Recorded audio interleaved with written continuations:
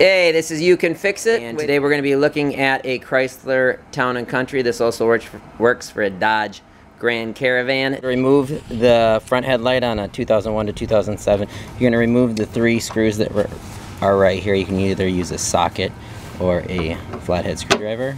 So here she is removing those. And it works nice to set those somewhere, so we're just going to set them up here. Next, you'll pull the light assembly out, you'll tip that down, and then you're going to unscrew the back of the light. Pull the light bulb out. You'll have to wiggle it. It should be sealed in there tight. So next what you're going to do is you need to remove these little clips here. You can either pull them back by hand and then pull out, or you can use a screwdriver. And you got to be a little bit stronger here, so I'm switching with her. And we're going to pull that out.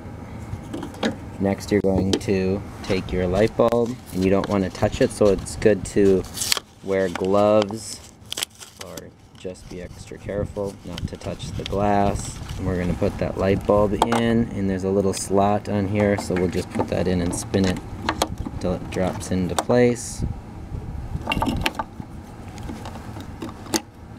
Click that light bulb in, so now we've sealed the back, and then we're going to put this guard in. Once we have that all installed, we'll just slide it back together. We're just going to set our screws here.